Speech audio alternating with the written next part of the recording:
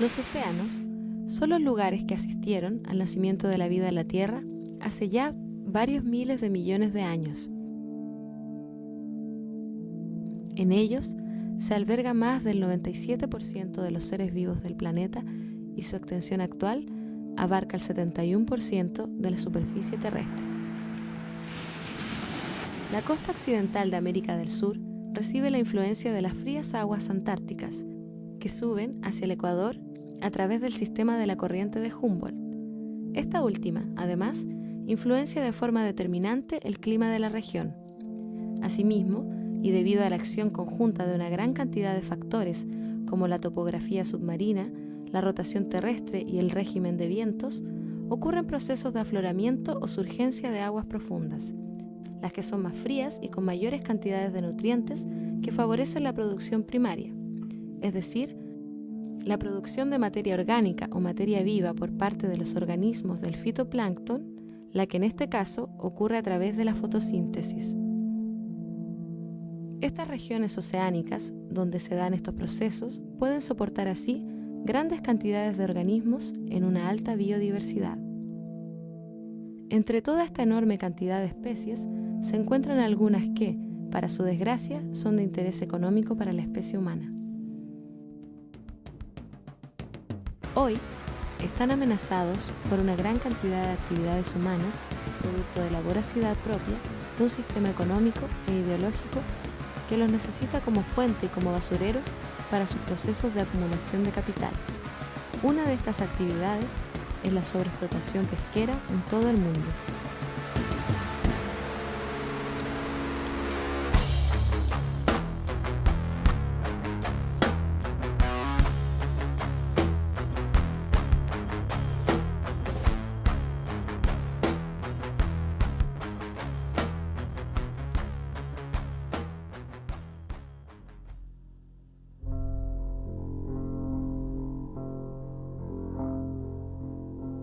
Durante la mayor parte del tiempo en que como especie llevamos viviendo en este planeta y desde mucho antes de que las sociedades humanas se organizaran en clases sociales, hace aproximadamente 10.000 años, nuestra especie ya extraía del océano lo necesario para vivir, sin alterar de forma significativa los ecosistemas. Existe evidencia de que el Homo sapiens pesca en los mares desde hace aproximadamente 42.000 años. Sin embargo, en el brevísimo periodo de tiempo que abarca los últimos 60 años, hemos asistido a un evento sin precedentes en la historia de la vida en la Tierra.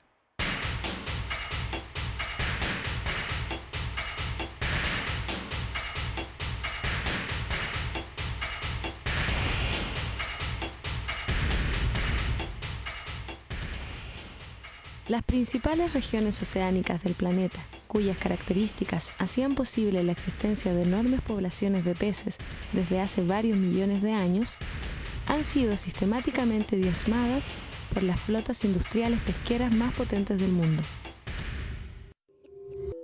Mientras tanto, la visión actual de la especie humana se basa fundamentalmente en la creencia de que las diferentes especies o ecosistemas de este planeta son simplemente recursos para alimentar el progreso de nuestra civilización. Y la lógica que presupone este progreso es, ni más ni menos, que el progreso de una sociedad dividida en clases sociales y totalmente subordinada a la vida de las mercancías. Con respecto a los océanos, nuestra suposición es que todo lo que extrajéramos de ellos podría ser infinito, así como también su capacidad para absorber todo lo que le arrojásemos. En el caso pesquero, los enormes volúmenes de capturas que caracterizaron toda la segunda mitad del siglo XX parecían confirmar esta suposición y al mismo tiempo servían para que toda una nueva camada de inversionistas y especuladores amasara fortunas de magnitudes faraónicas. Sin embargo, los desembarques mundiales de pesca marina alcanzaron el punto máximo de 90 millones de toneladas el año 1996 y desde entonces han comenzado a disminuir. De continuar la tasa actual de explotación, se espera que a mitad del siglo XXI todas las poblaciones de peces que se pescan hoy en día estén agotadas. De hecho, hoy, La mayor parte de las poblaciones de las especies más pescadas del mundo ya están plenamente explotadas. Las dos poblaciones principales de anchoveta, de colín de Alaska, de bacaladilla y arenque en el Atlántico y de jurel chileno en el Pacífico Sur, están plenamente explotadas. En todas partes se le está exigiendo al ecosistema, digamos, a las poblaciones más allá de lo que pueden dar. En Chile, prácticamente todos. Creo que no hay ninguna especie que se salve de la sobreexplotación actualmente.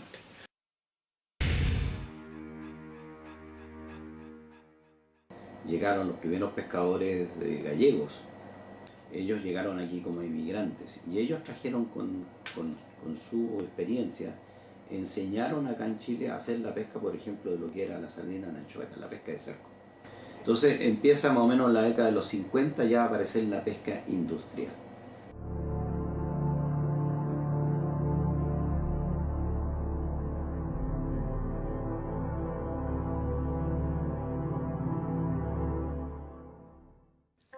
La pesca de cerco consiste en cercar al pez haciendo un círculo alrededor del cardumen para luego capturarlo cerrando el fondo de la red. Especies como la sardina, la anchoveta y el jurel se pescan de este modo para convertirlos en harina de pescado en fábricas que además son altamente contaminantes. La industria de la harina de pescado, que es para lo cual se ocupaba esas capturas, se desarrolla principalmente en el norte de Chile y después es aquí en el centro. Entonces, como disminuyó la población de anchoveta, los barcos quedaron sin pesca y frente a esa alternativa de qué hacer con esos barcos, los industriales enviaron sus barcos al sur, a esta zona, porque se sabía que aquí había muchos peces. El jurel es un pez pelágico, es decir, que vive en la columna de agua, en alta mar. En aguas sudamericanas se lo encuentra desde Ecuador hasta el sur de Chile. El jurel es vital como fuente de alimentación para las otras especies predadoras más grandes. Sus poblaciones se localizan en amplias zonas de aguas abiertas, donde comen plancton y pequeños organismos.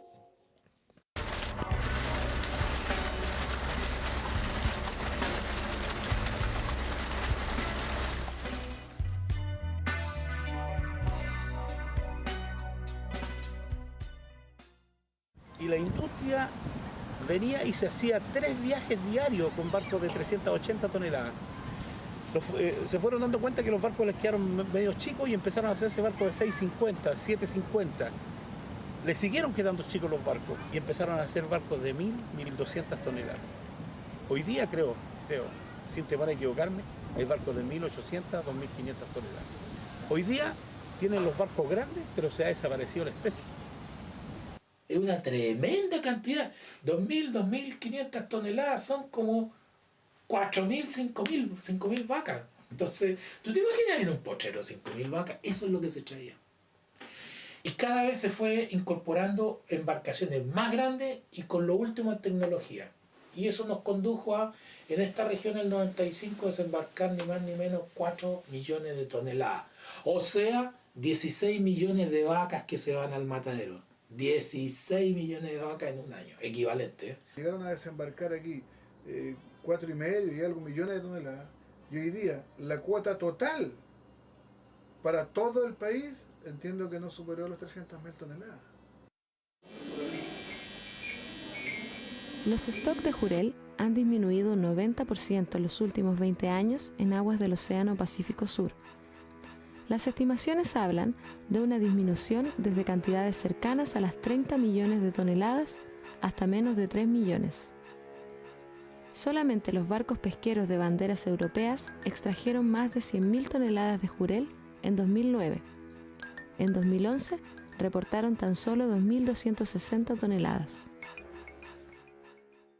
Cada pesquera, en particular con su flota, extraía la mayor cantidad de recursos en el menor tiempo posible hasta que se acabe la cuota, de ahí se dejaba de pescar. Eso es lo que se denominó la carrera olímpica. Si los barcos iban hasta 2 o 3 veces al día, hacían viajes de 2 o 3 horas, llenaban las 100, 250 toneladas por barco, volvían al puerto y volvían y iban y volvían. Eso era lo que se llamaba la carrera olímpica, o sea, vaya tantas veces como pueda. Porque el jurel desapareció en nuestras costas y salieron buscando a más afuera, digamos, fuera de las 200 millas, que es nuestro mar jurisdiccional, Y se encontraron que había una tremenda biomasa de jureles fuera de las 200 millas, pero ahí estaba toda la flota internacional depredada. Pescando sin ningún miramiento, ahí era igual, carrera olímpica, sacar todo lo que fuera posible. Yo lo que había momentos determinados en que en alta mar, ¿cierto?, parecían verdaderas ciudades, porque la flota entera estaba esperando la entrada o la salida de los bichos, ¿cierto?, rompiendo el ciclo de vida. Si usted tiene la flota nacional y también hay una flota internacional depredando sobre ellos en forma continua, no hay población que pueda aguantar eso. Hasta las 200 millas, eso es la explotación exclusiva responsabilidad de una flota nacional, una flota de bandera nacional que bien puede pertenecer a capitales de cualquier otra nacionalidad, pero que tenga, digamos, que estén asentadas en Chile. Y el punto está en que de las 200 millas para afuera ya son aguas internacionales. Entonces, si bien responde, existe una convención del derecho del mar y dentro de eso hay cierta regulación para la pesca, es muy difícil controlar eso. Entonces, hoy día la pesca ilegal y la pesca no reportada es un problema.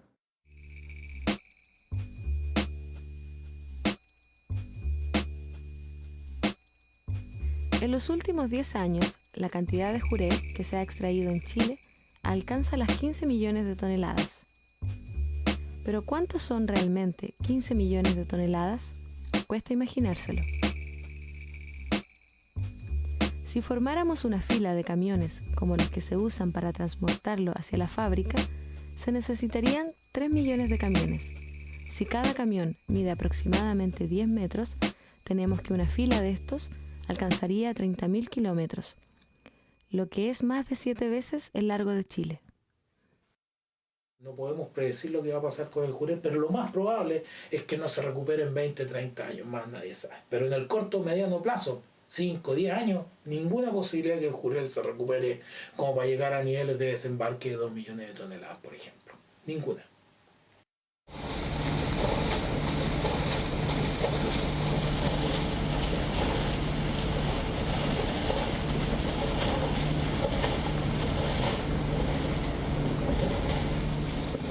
Mi pronóstico es que con sardina y anchoveta hay que tener sumo cuidado, porque es lo que está, comillas, salvando la actividad cerquera para producir harina de pescado en esta región. Y cuando caiga, va a caer fuerte por 10, 15 años. Las especies de sardina anchoveta, especialmente sardina, son especies que desovan aquí muy cerca de la costa, muy cerca de la costa. En bahías, en lugares donde hay desembocaduras de río, etc. ¿Qué significa eso? Que si nosotros alteramos el ambiente costero, entiéndase contaminación, por ejemplo, el efecto que se puede tener sobre esas poblaciones, ¿verdad?, puede ser tremendo.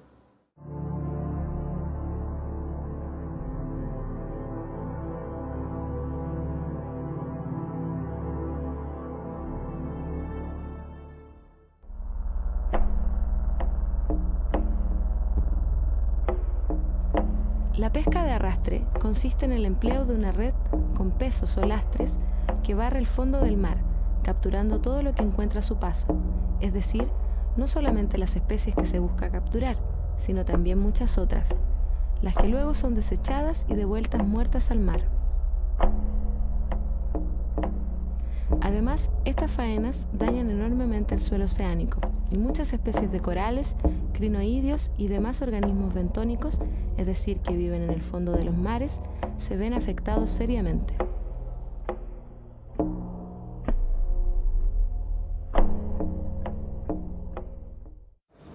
Se estima que la pesca de arrastre descarta aproximadamente 7,8 millones de toneladas al año. Entonces, como la pesca de arrastre no es selectiva, no cumple su función básica, que es pescar lo que yo quiero pescar, sino que, por ejemplo, para el caso de la merluza común, ligada a la extracción de la merluza común, aproximadamente vienen cerca de 90 especies más. Eso se lleva dentro de esta bolsa al barco. Entonces, como esa empresa tiene destinado un tipo de recurso objetivo, ellos tienen que completar su cuota con el recurso objetivo. Es decir, por ejemplo, si voy a pescar merluza cola, merluza cola. Si voy a pescar merluza común. Pero si además en la bolsa vienen tiburones, vienen rayas, vienen jibia, vienen rainetas, viene una infinidad de recursos, esos son descartados. Y eso los devuelven al mar y los botan. se sacaba las mejores pescas o el mejor pescado conforme al mercado. Si el mercado le decía, mire, nosotros necesitamos una especie de este tamaño, de 20, 30, 40 centímetros, ellos traían a puerto los 20, 30, 40 centímetros, conforme a lo que el mercado solicitaba. La pregunta era precisamente qué es lo que hacían con el pescado que sacaban cuando ya lo tenían arriba para poder diferenciarlo. Lo descartaban. Entonces el pescado se pilla de un porte demasiado chico, lo saca el barco de arrastre, muchas veces teniendo que botar el 60, el 70% de la pesca que echa el barco en la red porque no tiene un porte comercial y ese pescado se va muerto al mar. Ahora, lo más lamentable de esto es que se descubrió que el 90% de esas especies de merluza que eran descartadas eran de talla 1. La merluza está reproductiva al tercer año y los recursos que descartaban y que volvían al mar tenían la edad de 1. Es como que nosotros pasáramos una bolsa aquí en Talcahuano y nuestro objetivo es capturar gente adulta y capturamos por un niño y los niños los devolvemos muertos al mar.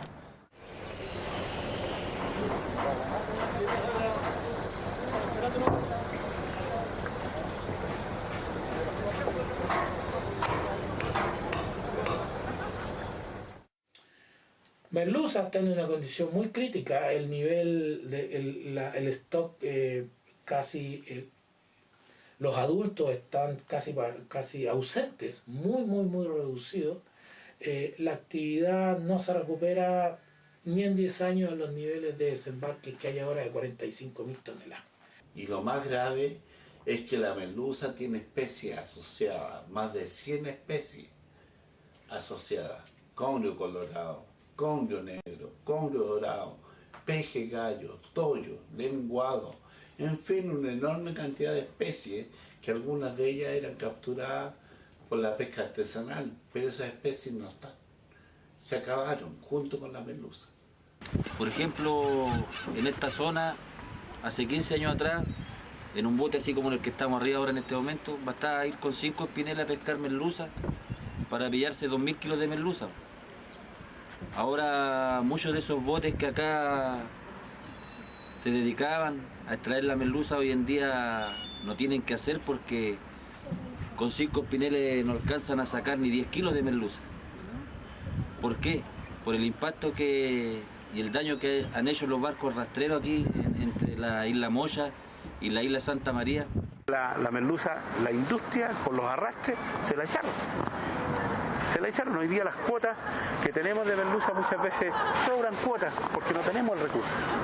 Y el recurso que tenemos es totalmente juvenil, que de repente llega hasta pena. Nosotros que siempre la consistencia que tenía, la textura que tenía la carne de la merluza, nosotros la comíamos, hoy día no nos dan de repente mucho deseo de comer merluza, porque todavía está aguachenta, todavía no tiene la fuerza de una merluza adulta, sino que lo estamos comiendo prácticamente los juveniles porque es lo único que hay. Todo lo que se le entregó en las manos a los industriales, casi la mayoría de los recursos que están en las manos de los industriales se lo echaron. Se echaron el anforcín, se echaron el oro en rafting, se echaron la merluza de cola, se echaron el jurel, ¿ya? Se echaron la merluza galles, que es la merluza la común. Entonces son 5 pesquerías que ellos de alguna manera la han casi exterminado. Uno dice los datos oficiales en la pesca, desembarque. Pero eso hay que agregarle entre un 20 hasta incluso un 30% más, que hay desembarques que no son informados. Hay un subreportaje, digamos, de los valores reales. Por lo tanto, si estamos hablando de 1 millón, la realidad a veces debe ser 1.300.000, 1.200.000 toneladas en la realidad. Hasta el instituto que es encargado de la investigación es el instituto de fomento pesquero. Y fomento, o sea, viéndolo desde el punto de vista, no es un instituto, digamos, de investigación, es un instituto de fomento, creado en los años 60, creo 70, 80, en la cual fue para fomentar la industria. La regulación pesquera que se está haciendo hacia nosotros, hacia los más pequeños. En esta caleta no existe un motor. Acá esta caleta todavía se trabaja a remo y a vela. Los artes de pesca se confeccionan y se hacen acá en esta caleta. No son chinos ni japoneses, son mano de obra totalmente local. Y las autoridades regulan a nuestra caleta, regulan la pesca de nuestra caleta y no regulan la pesca de la gran industria pesquera, que es la que ha destruido los recursos del mar de estos últimos años. son unas verdaderas pirañas, porque nada de esto a ellos les importa. Lo que les importa es el dinero en el corto plazo.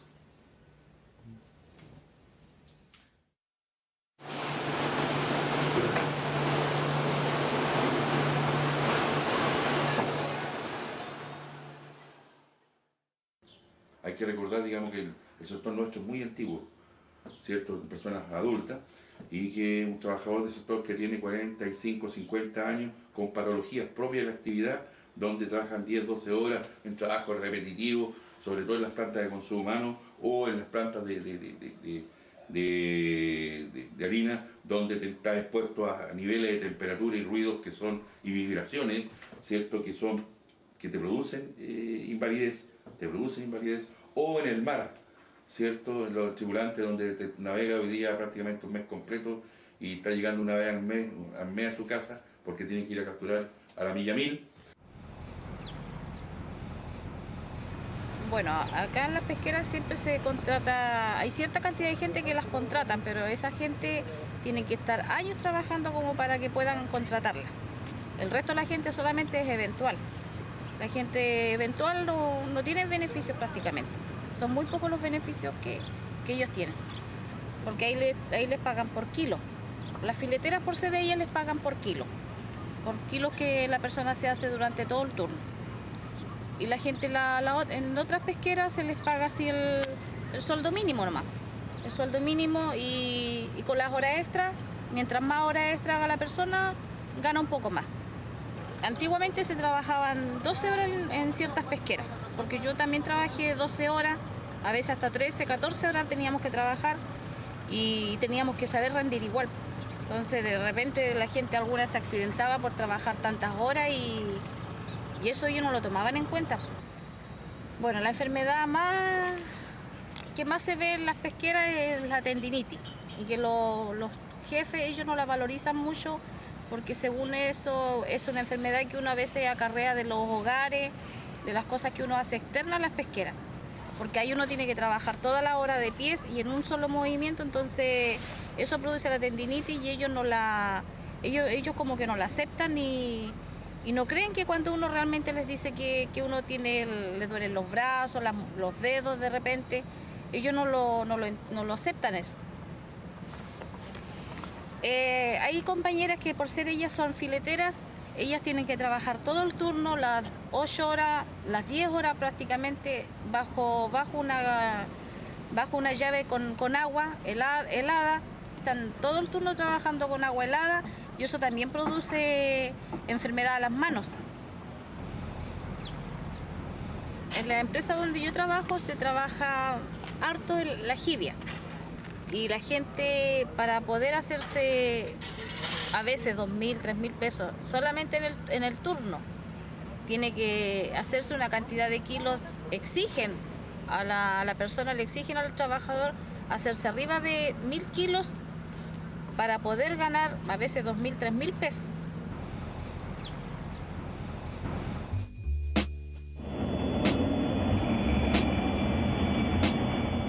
En el norte de Chile, en los años 60, distintos empresarios multiplicaban sus ganancias en el negocio de la harina de pescado. Uno de ellos, Anacleto Angelini, generó utilidades que le permitieron fundar diferentes empresas pesqueras, comprar Copec y Celulosa Arauco, convirtiéndolo en uno de los hombres más ricos de Chile. Según el Mercurio, Eduardo Frei Ruiz Tagle dijo de él: tuve el honor de conocerlo en los años 60 en una práctica de verano, siendo estudiante en la universidad. Él estaba iniciando las primeras plantas pesqueras en el norte y después pude seguir toda su trayectoria. Esta admiración podría explicar la red de protección que la clase política en general ha tendido en beneficio de él y de todo el empresariado pesquero. En los años 60, uno de los primeros subsidios que recibe el grupo Angelini fue justamente para desarrollar la pesca de cerco de anchoveta para la producción de harina de pescado, cosa que ya se hacía fuertemente en Perú. Hoy, quien lidera el negocio de Anacleto es su sobrino heredero, Roberto Angelini.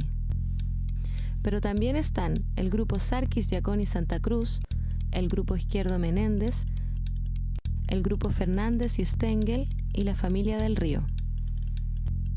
Estos son los grupos económicos que han depredado el mar frente a las costas de Chile durante las últimas décadas. En 2001, durante el gobierno de Ricardo Lagos, se comienza a tramitar la Ley General de Pesca y Acuicultura con dos medidas principales de administración: los límites máximos de captura por armador, cuyo objetivo es distribuir entre los industriales la cuota de captura de una determinada especie. Como se consideraba el registro de captura de los últimos años y la capacidad de las bodegas, las empresas más grandes se adjudicaron las mayores cuotas. Para el sector artesanal, mientras tanto, la medida de administración se denominó Régimen Artesanal de Extracción, o RAE. Este sistema le entrega el derecho legal de pesca solamente al dueño titular de la embarcación y además limita a todo el sector artesanal a pescar solamente hasta 5 millas de la costa. Esta ley, que entró en vigencia en 2002, se aprobó en medio de un escándalo nacional y tuvo el apodo de Ley Saldívar, debido a que estos hermanos, Andrés y Adolfo Saldívar, eran accionistas de la pesquera Eperva de Angelini y participaron activamente en la aprobación de esta ley. Si bien la resistencia de pescadores artesanales y organizaciones ambientales no pudo frenar esta ley, al menos pudo lograr que fuera solamente por 10 años. Hoy, en 2012, la discusión vuelve a estar presente, pero la situación ya no es la misma. El jurel y otras especies casi han desaparecido del mar. La ley que se está aprobando ahora dejará a las mismas familias que han sobreexplotado el mar la facultad de poder seguir haciéndolo, pero ahora con permisos eternos y sujetos a cualquier tipo de negocio jurídico, como ha expresado el proyecto de ley. Porque desde el punto de vista económico es mejor que sean indefinidas, porque si yo tengo una licencia de pesca y necesito durante ese periodo la licencia amortizar mi capital de los barcos, mi capital de las plantas, es mejor que esa licencia que entregamos se transe y sea indefinida.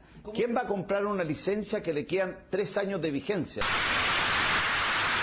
Precisamente el tribunal dice, para que entren más actores, hágala indefinida, pero hágala divisibles, hágala transmisibles, vendibles, que sean sujetas de acto de arrendamiento. Vamos a garantizar la sustentabilidad de los recursos, tenemos las pesquerías colapsadas y tenemos que llevarlas a lo que se llama internacionalmente el rendimiento máximo sostenible. Todas las pesquerías debiéramos tenerlas en lo que se llama rendimiento máximo sostenible.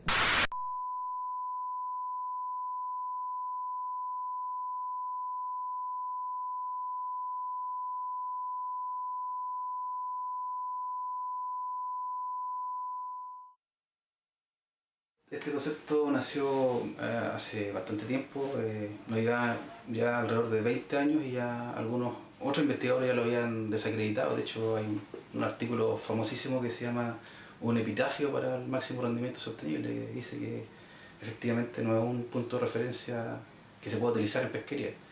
En primer lugar, no tenemos la capacidad de conocer con certidumbre el tamaño de las poblaciones marinas.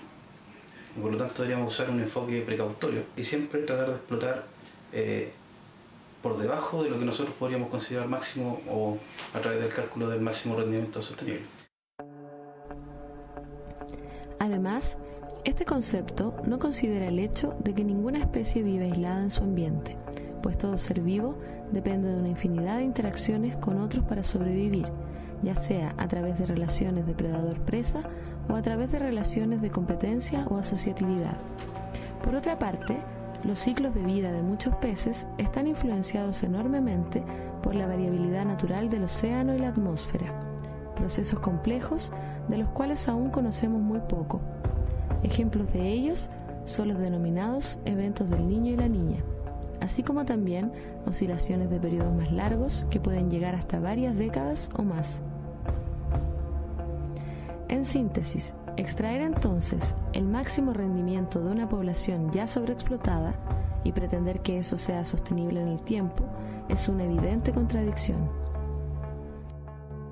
Mientras tanto, los pescadores artesanales ven con preocupación cómo su actividad de vida va a desaparecer definitivamente o a transformarse en una mera atracción folclórica o turística. Es por esto que nuevamente los pescadores han salido a las calles a protestar.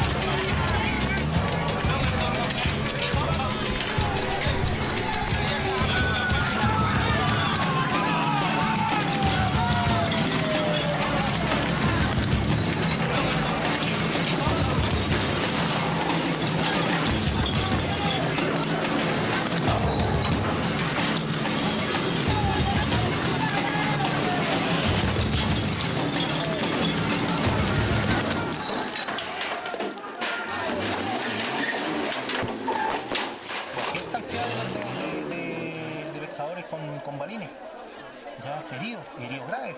Hay una persona que perdió un ojo, hay otra persona que está inválida. La gente llega del puerto, llega de la mar, y es complicado porque lo están esperando la fuerza pública ahí, traen a los detenidos, tienen que ir a declarar, están con orden de arresto, y ellos no se dan cuenta que nosotros cuántos pescadores tenemos en los hospitales todavía. Eso no lo saben ellos. Con balines en las piernas, con balines en las mejillas, con balines en la cabeza, con balines en las costillas, y eso no lo han dejado que nos mostremos.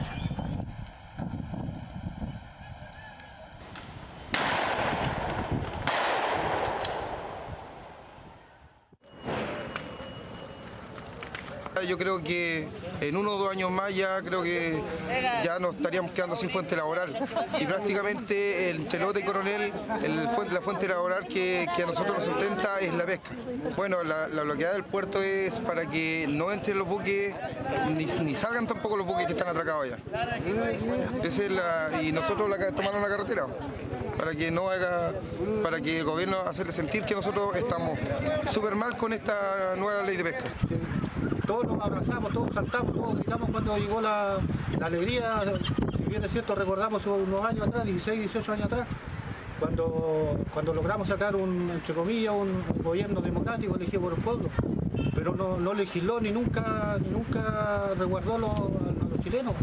Siempre siguió resguardando ya sea Frey, Elwin, todos los presidentes que llegaron, y ahora tenemos otro gobierno en el cual un ministro hizo una nueva ley de pesca, pero vemos lo mismo de nuevo. Si nosotros nos ponemos atención, en el año 2002 se firma el Tratado de Libre Comercio con la Unión Europea. El mismo año se promulga en Chile la Ley Corta de Pesca. Es decir, previos a la firma del Tratado de Libre Comercio y la promulgación de la Ley Corta de Pesca, hubieron concordancia en los intereses entre los grandes capitalistas europeos, pesqueros, los capitalistas nacionales y los burocracias de los dos bloques. ¿Por qué? Porque en el año 1991 en Europa se firma un protocolo de pesca y acuicultura. ¿Y qué hizo? En general, en síntesis, lo que hace este protocolo es reducir los niveles de captura en aguas comunitarias, lo que hace que quede una enorme flota inactiva, una enorme flota tanto especialmente española inactiva, que hizo que se trasladara esa flota desde aguas de Europa, se trasladara a las costas de países subdesarrollados como Latinoamérica o África. Entonces, para esta flota inactiva, un tratado de libre comercio con un país como Chile le es altamente atractivo. ¿Por qué? Porque Chile, junto con Perú, tiene uno de los 5 mares más productivos del mundo, y en la Comunidad Europea no quedan recursos. Por eso si todo el mundo se dice, oye, ¿qué pelea si no hay pescado? ¿Cuál es la gran pelea? Tanta plata que está dando vueltas, haciendo lobby, yendo al Congreso, peleando con el gobierno, la prensa. Si no hay pescado, ¿qué se están repartiendo? Es la cuota. Porque la cuota tiene tanto o más valor que la misma pesca.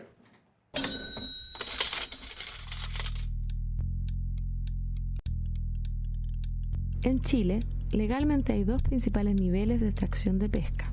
el sector industrial, con barcos que extraen entre 500 y 2.500 toneladas, y el sector artesanal, que consta principalmente de botes con motor fuera de borda con capacidad máxima de alrededor de 1.000 kilos, y además de lanchas de distintos tamaños, siendo las más grandes de hasta 18 metros y capacidad máxima de 80 toneladas. Sin embargo, acá hay un límite difuso, pues hay lanchas que pueden ser clasificadas efectivamente como artesanales, puesto que son construidas a mano en las mismas caletas en un arte que tiene varias generaciones de antigüedad. Algunas de estas lanchas a veces necesitan ser de gran tamaño, pues salen a capturar peces como albacora o bacalao en el mar exterior o muy lejos de la costa, o también porque deben viajar siguiendo especies migratorias, como por ejemplo la reineta. Sin embargo, hay lanchas que son clasificadas como artesanales, pero son construidas en astilleros industriales, son de metal y no de madera, y se les puede reconocer por una característica grúa que usan para hacer un cerco a peces como sardina y anchoveta. Además, le venden toda su pesca a la industria para que la convierta en harina de pescado. Acá hay una gran controversia, puesto que los artesanales más pequeños dicen que ellos son en realidad industriales disfrazados de artesanales. Y de hecho, en la pesca artesanal, lo que más hay son embarcaciones que cuesta cada embarcación de pesca artesanal, hoy día reconocida legalmente como pesca artesanal, una embarcación de esa vale fácil 150 millones de pesos. Por lo tanto, los que son dueños de una embarcación de esa naturaleza ya no son pescadores artesanales, son empresarios. Empezaron a aparecer los palos blancos, en la cual había un artesanal que estaba inscrito, otro que le faltaba por inscribirse y ella se inscribía como artesanal, ¿cierto? Y la empresa llegaba a la industria pesquera y decía, ¿sabes qué más? Yo te voy a financiarte una lancha, te voy a mandarte a hacer una lancha, pero tú inscribiste la lancha, tu nombre, ¿cierto? Y por lo tanto, pero tú me firmas un documento, ¿cierto? En la cual toda la pesca que captures, el barco va a ser mía. Me la va a vender a mí a este precio, porque más encima él le colocó el precio. La industria les pasó 200, 300, 400, 500 millones de pesos para que se comprara una embarcación y se insertara en nuestro sector con la condición de que le entreguen la pesca a ellos. Y ojo, estamos hablando de que esta gente está operando en el área de reserva artesanal, que son las 5 millas, y están pescando para la industria de reducción. Por ejemplo, ¿cuánto cuesta una embarcación metálica como las que se hacen acá en mi ciudad, en San Antonio? Y que la octava región está llena de esas embarcaciones. Ninguna de ellas cuesta menos de 400 millones de pesos. Entonces, la cuestión es obvia, ¿de dónde un pescador artesanal va a tener o va a sacar 400 millones, 500, 600 millones de pesos para construirse una embarcación de esas características? ¿De dónde, si no del dinero de los grandes empresarios? Muchos de estos armadores trabajaron históricamente en la industria, como jefes de bahía, contadores, qué sé yo, y tienen embarcaciones ahora y aparecen como pescadores artesanales. Yo la pregunta mía es, ¿cuántos armadores, cuántos dueños de lanchas de la octava región se han mojado alguna vez las patas y han ido a pescar? Y estos señores reclaman derechos. Hay una cantidad enorme de dueños de lanchas que se marean, que jamás han salido a la mar. Y hay que hacer una limpieza dentro del sector artesanal. Eso significa de que hay que sacar de ese mundo el que no es artesanal. El 55% de los recursos pesqueros de Chile los sacan los pescadores artesanales del país. Este segmento de pescadores artesanales con naves de 12 a 18 metros pescan más que el sector industrial chileno. ¿Qué es lo que permite a las estadísticas decir que la pesca artesanal captura más que la industrial? Veamos. En los últimos 15 años ha sido la propia industria la que ha disminuido sus capturas debido a sus depredadores métodos de pesca. Otro motivo es que la clase política año a año lograba aumentar las cuotas para los artesanales con fines electorales, sin tocar la gran cantidad de cuotas con las que se quedó la industria. Por otra parte, aunque las grandes empresas siempre han tenido las mayores cuotas, han encontrado la forma de beneficiarse aún más, comprando barcos que eran clasificados como artesanales y prestando dinero a sus dueños, los que quedan obligados a venderles la pesca al precio que ellos impongan.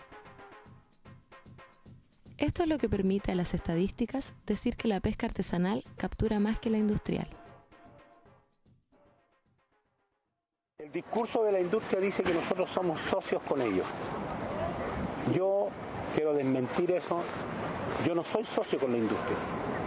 Nosotros tenemos un compromiso, un contrato que nosotros recibimos de ellos préstamos para poder equipar nuestras embarcaciones, porque el banco a nosotros, como no tenemos un patrimonio igual como lo tiene la industria hoy día, ¿no es cierto?, el banco no nos pasa la plata.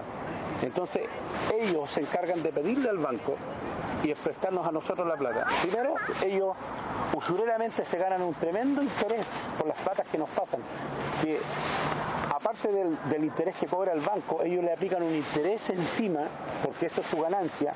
Aparte de que ellos pagan el interés de ese banco, ellos quedan con una ganancia en el bolsillo por prestarnos los dineros. Segundo, ellos se quedan con la materia prima para poder procesarla y entonces ganan por los dos lados.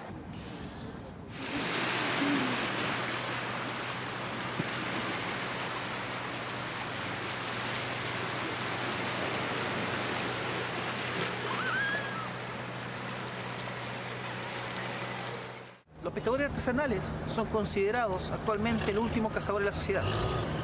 El Estado en general y los gobiernos que diseñan y ejecutan políticas de desarrollo hacia el sector, y lo que buscan ellos esencialmente es la colonización. Es decir, el gobierno de turno lo que hace es busca colonizar al pescador artesanal. ¿Por medio de qué? Ya que el Estado lo que hace genera políticas de desarrollo de manera centralista y tiende a la homogenización. Y esta homogenización la enfoca esencialmente en el contexto comercial. Quiere hacer que los pescadores artesanales, sus relaciones recurrentes se basen en el contexto de la comercialización. De hecho, los emprendimientos que hace el Estado, que hace el gobierno hacia el sector, generalmente son individuales. Lo que busca emprendimiento individual. En ningún momento fomenta lo colectivo, la asociatividad, que a partir de la asociatividad los pescadores sean capaces de salir adelante, sino que busca emprendimientos individuales. ¿Qué hace eso? Al final lo que produce, aumenta la competencia entre los pescadores, aumenta la competencia, pelea un sindicato con otro sindicato por cuotas de pesca, pelea un dirigente con otro dirigente por salir beneficiado en un proyecto en particular, pelean pescadores propiamente tal porque salieron beneficiados en un programa de fomento productivo. Y además, lo que me parece una de las cosas más graves, a mi caso, que debido al exacerbado uso de asistencialismo, es el hecho de que imposibilita al pescador artesanal. ¿A qué me refiero? Hace que el pescador artesanal no crea en él, sino que piensa en todo momento que su desarrollo no depende de él ni de la unión con otro pescador, sino que depende de un ente externo y superior, que en este caso sería el Estado. Es decir, el Estado en realidad lo que hace, en vez de generar que el pescador salga solo adelante a partir de la asociatividad, lo que hace, lo hace depender de él, a partir de esta medida de asistencialismo.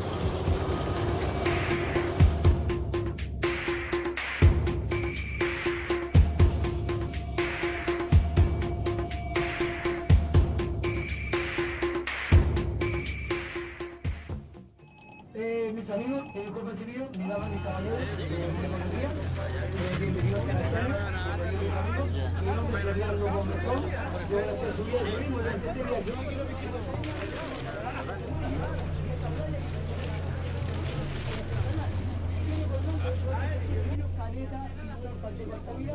Pero no a un gran pintor chileno que todas sus obras la dedicaba exclusivamente a la pesca artesanal y a los artes de pesca. El motivo de llegar aquí a la oportunidad que me dieron aquí a los Discobres, Turismo Discobres, fue porque en la pesca ya no se puede vivir en la pesca, ¿entiendes? Ya no es remunerable para uno, no es como antes, no era como antes. La pesca artesanal está muy difícil, para uno que no tiene ni una tablita, como le digo, no tiene nada, es simplemente un simulante, es difícil la pesca. Ahora, nosotros antes lo repartíamos, se trabajaba al 50%, 50 para el simulante y 50 se lleva al armador. Entonces, ahora no, pues. Ahora le sacan el 70%, el 80% le sacan, así que varió mucho la repartición, le queda poco al pescador común, al que no tiene nada. al que hace la pega, compadre. Al que hace la pega. Ese es el que está crítico. Y ese es el problema. Esa es la diferencia que me deja. Porque donde tú vayas, a Perú, a Brasil, a Estados Unidos, a África, los pescadores artesanales tienen la misma forma de distribuirse el producto de la pesca. Y eso se llama sociedad a la parte. Porque entre los pescadores nos reconocemos el derecho a pescar, el derecho colectivo. No es un derecho individual, es del colectivo. Por lo tanto, todos los que vamos a pescar ganamos lo mismo. No existe un dueño de los derechos de pesca. Uno, son todos los que tienen el derecho de pesca. Los límites máximos de captura o RAE aplicado al sector pesquero artesanal implica que el Estado le entrega derechos solamente al dueño de la embarcación, al armador, y no le entrega derechos al pescador que anda arriba de la embarcación. Creemos que esto es una estupidez y fue generar en algunos casos la lucha de clases dentro de embarcaciones de 6 y 7 metros, porque existe un patrón y ese tiene el derecho de pesca y los demás que van arriba o el otro que va arriba con él a pescar pasa a ser empleado. Eso nunca había existido en la pesca artesanal. La ley de pesca no está perjudicando a todos porque el pescador es como una cadena, a la cual se compone de varias personas.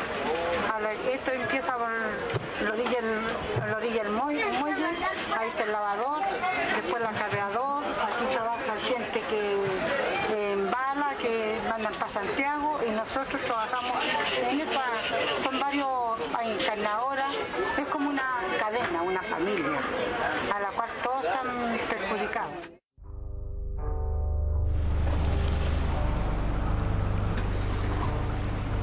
Desde mucho antes de la invasión europea en el siglo XVI, los pueblos que habitaban el continente americano ya dependían del mar para subsistir. En el territorio que hoy comprende Chile, muchos pueblos como los Changos, Cahuéscar y Yaganes basaban su alimentación y sus ciclos de vida en torno al océano.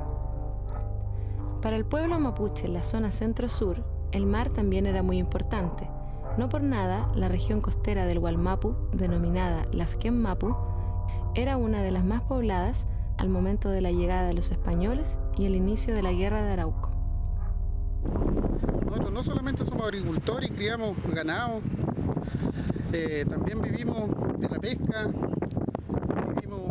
vivimos de la recolección, de la extracción de marisco y de la recolección de algas. Entonces toda la vida hemos estado relacionados con el mar, hacemos nuestras rogatías al mar, hacemos todo, como las queches, lo relacionamos todo al mar. Y hoy día, como se está haciendo la nueva ley de pesca, estamos quedando totalmente fuera de todos los temas relacionados con el mar. Porque la ley dice bien claro que nosotros podemos solicitar de espacio hasta 12 millas. Pero también hay otra ley que es la que te fiscaliza, que es Serna Pesca, la cual tienes que estar inscrito en los recursos, y los recursos están todos cerrados hoy día. Entonces, ¿qué hace? Entonces para nosotros el mar es como la Ñuque Mapu, la Ñuque Lafken. Así la vimos, que por lo menos siempre hemos sobrevivido del mar. Entonces estamos desde Palena, hay gente de Tirúa, hay gente de Carahue, hay gente de San Juan de la Costa. La identidad lafkense somos toda la gente que vivimos en la costa, los mapuches que vivimos en la costa.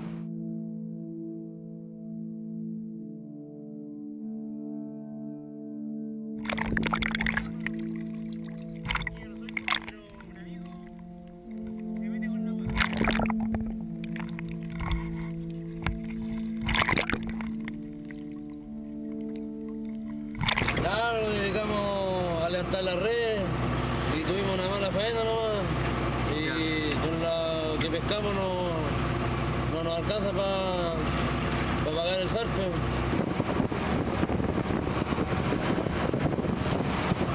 Por los industriales que también sacan el pescado que andamos sacando nosotros, o sea, están echando a perder la pesca a la reneta, por el mismo asunto de que donde arrastran toda la pesca, nosotros no podemos pillarla por lo mismo.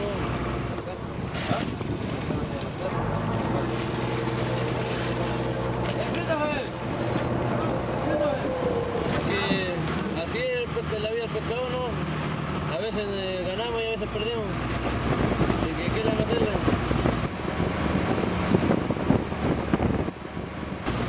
Habrá que salir otra vuelta, ¿no? Como para ganar, llevar plata para la casa y tal, ¿no? Y eso sería todo.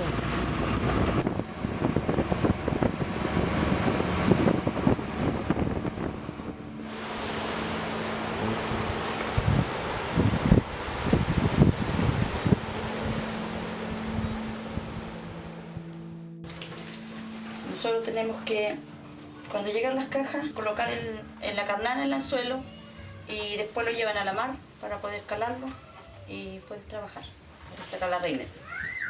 Casi todas mujeres las que encarnamos los materiales.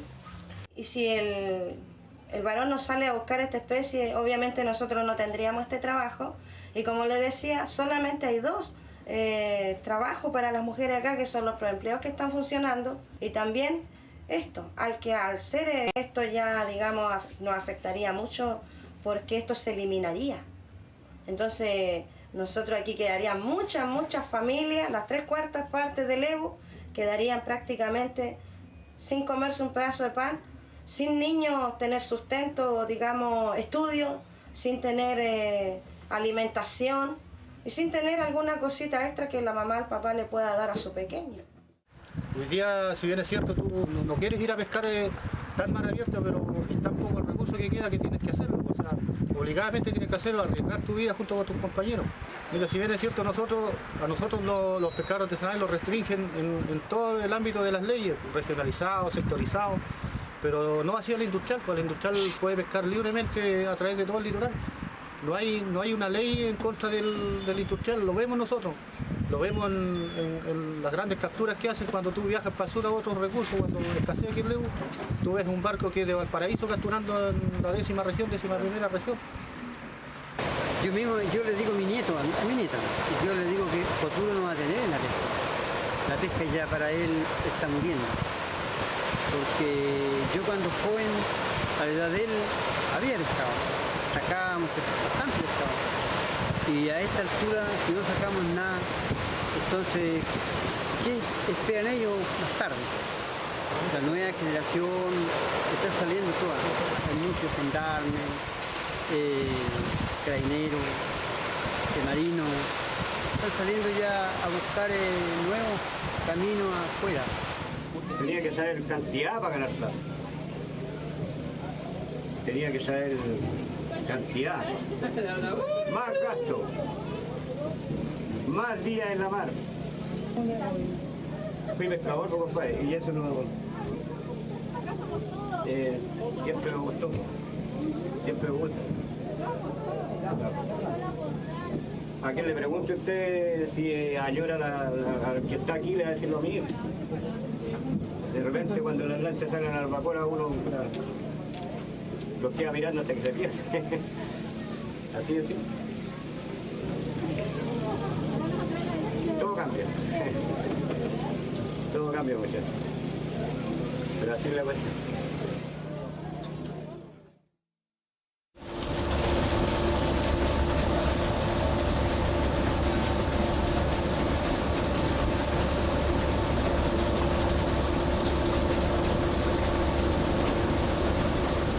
Entonces hubo un momento en que más del 90% de las capturas de peces iban a la industria de lo que se llama la industria reductora, es decir, para fabricar harina de pescado. Sardinas y anchoveta se va principalmente a harina de pescado. Y esa harina va a alimentar animales. Y una buena proporción de esa harina se está exportando. Entonces hay una cierta pérdida del nutriente que está siendo utilizado por en este caso la gallina, y lo podría estar utilizando el ser humano y que le provocaría muchos mayores beneficios. Un alimento con un alto aporte nutritivo en cuanto a proteínas y ácidos grasos, y prácticamente se echa a la basura para el consumo de animales a nivel industrial, siendo que se pierden todos esos nutrientes que la población necesita y que está carente de ellos. Hoy día, digamos, la mayor utilización de eso está para fabricar pellet que alimenta salmones. Para la producción industrial de cerdos y aves, 1 tonelada de carne requiere aproximadamente 4 toneladas de harina de pescado, y asimismo, para la producción de 1 tonelada de salmón, se requieren 7,2 toneladas de pesca silvestre. La principal limitante para el desarrollo de cultivos intensivos como el salmón es la disponibilidad de harina de pescado. Por lo tanto, la actividad de cultivo no va a reemplazar nunca los altos niveles de desembarque y de pesca silvestre. La tendencia simplemente va a ser que va a haber cultivo entonces de especies caras, muy caras. Y entre más caras, ahí se va a destinar el cultivo, porque en definitiva los cultivos son un negocio privado. Es cierto, la merluza hace algunas décadas iba completa a consumo humano directo en las caletas, en los puertos. Pero resulta ser que hay una producción cada vez mayor de esa merluza cuando era de tamaño adecuado, que se exportaba y se sigue exportando. Hay muchas especies que se capturan solo para exportación. Por ejemplo, usted puede encontrar en un supermercado nacional bacalao a profundidad. Lo más probable es que no. La dieta chilena está compuesta mayormente, es una dieta que tú encuentras con altas cantidades de grasa saturada, un alto consumo de azúcares simples, un bajo consumo de frutas y verduras, y asimismo un bajo consumo de fibra. Esto se relaciona con todas las enfermedades crónicas no transmisibles que se generan, que están dentro de la población. Ahí tienes la diabetes, las enfermedades cardiovasculares las tenemos ahí, la obesidad. Son todas enfermedades que al final tú puedes prevenir mediante la alimentación, y que la alimentación chilena te está llevando a que tú tengas esas enfermedades. Y que hoy en día es la principal causa de muerte, incluso en la región del Biobío, 27% de las muertes son por enfermedades cardiovasculares. En el país yo creo que hay un consumo que no supera más allá como de una vez al mes, una vez cada 15 días. Lo que se recomienda, ¿cierto?, el consumo de 2 veces por semana del pescado. Ahora un compañero trae un congrio, de repente le toca pillar un buen congrio, lo trae para la casa y alguien le ofrece 5.000 pesos por ese pescado y el compañero lo vende. ¿Y qué hace con el dinero? Compra pollo y lo lleva a la casa, o sea, compra alimento industrial, pollo en este caso, y se comen una terrible cazuela de pollo, que es alimento industrial y que está en alguna medida alimentado también con harina de pescado. ¿Qué es lo que va quedando para que llegue al consumo humano, digamos, de fácil acceso? Bueno, es lo que hace un poco la pesca artesanal, y son algunas especies como la corvina, robalo y algunas de poblaciones menores, digamos, que son las que están llegando. Esta caleta tiene un promedio de desembarque anual de 44 toneladas, que no es mucho. Un barco industrial hace 600 toneladas en una pesca. Esta caleta en un año produce 44 toneladas promedio, pero esas 44 toneladas que produce esta caleta van para consumo humano directo a la población de San Antonio. No es para exportación y no se va a grandes ciudades, sino que se consume dentro de San Antonio. Mi percepción es que cada vez va a costar más caro consumir recursos marinos. El crecimiento de la población humana continúa, y en cambio los recursos pesqueros ya llegaron a un plató y están bajando. Por lo tanto, la tendencia entre el crecimiento humano de la población humana y el crecimiento de los desembarques, la diferencia se está acrecentando, porque los desembarques mundiales tienden a la baja y el crecimiento poblacional sigue incrementándose. Pero entonces, ¿todo esto es culpa nuestra? Vayamos solamente un poco más atrás en el tiempo. Hace poco más de 200 años, durante la Revolución Industrial en Europa, nace el proletariado, una clase social que se caracteriza por no tener nada más que su fuerza de trabajo para vender a la burguesía. Una nueva clase que posee todos los medios de producción y cuyo objetivo es incrementar siempre sus ganancias y utilidades a través de un factor de conversión que denominaremos capital. El capital se incrementa engullendo ecosistemas y fuerzas de trabajo humana, engendrando el trabajo asalariado. Y la fuerza de trabajo de los trabajadores y trabajadoras solamente puede cambiarse por capital, acrecentándolo, fortaleciendo la potencia que nos hace esclavos. Una relación mutua en que el trabajador perece si el capital no le da empleo y el capital perece si no explota la fuerza de trabajo o no devora recursos naturales. El aumento del capital es por tanto aumento del proletariado, es decir, de la gente que trabaja para incrementar el capital de los burgueses. Esta es la principal razón por la cual la población humana comienza a aumentar tanto desde la revolución industrial hasta nuestros días.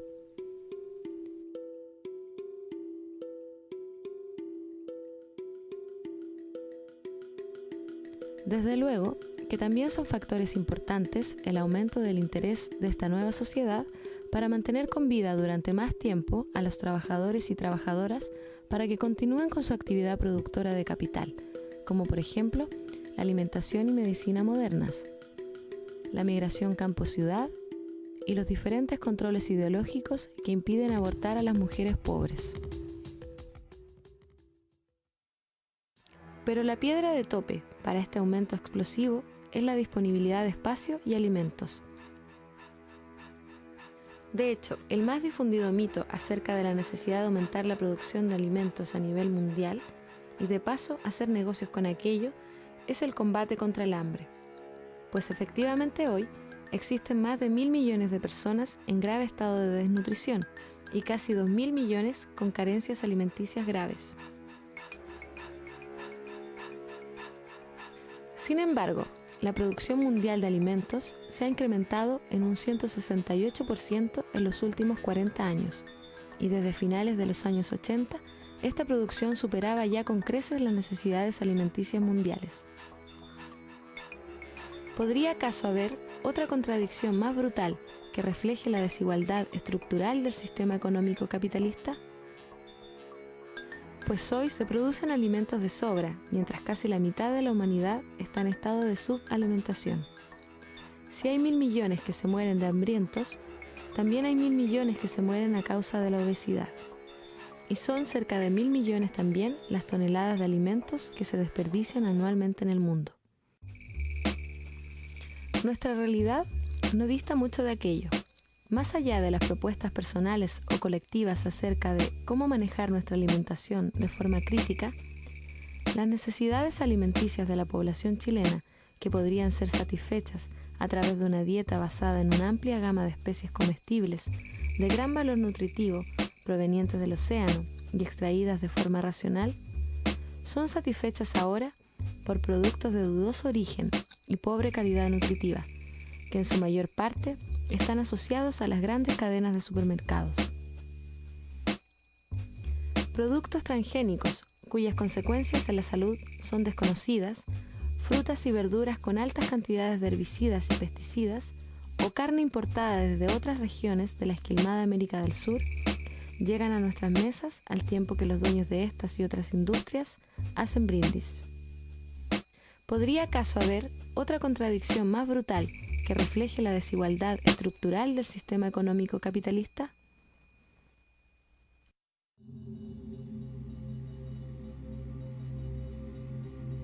Nosotros no somos dueños de la mar, nosotros somos parte de la mar y lo que hacemos nosotros acá es difundir eso, que somos parte pero no somos dueños, no reconocemos propiedad en el mar. Cuando el pescador artesanal se va a levantar a defender su demanda, a defender su mar, si esa es la idea, defenderlo. Si bien es cierto, yo soy pescador hoy día, pero yo quiero que mi hijo y mi nieto quieran ser pescadores. No por quererlo, sino que me gustaría que ellos también conozcan el pescado como yo lo estuve. Y se sirvan un pescado igual como yo me lo serví. Pero el Estado yo creo que así como está y la nueva ley de pesca más bien lo va a hacer, no creo que lo permita. El resguardo costero para la pesca artesanal debería ser de unas 30 millas para que el recurso se pudiera mantener por lo menos de aquí a unos 100 años más y nuestros hijos, nuestros nietos pudieran tener el recurso para mantenerse. Pero así como va la depredación en este momento, y ahora con la nueva ley que se nos viene, pucha, con suerte vamos a tener recursos para unos 3, 4 años más. Porque el tema acá es preservación, no pescar más, sino que pescar mejor.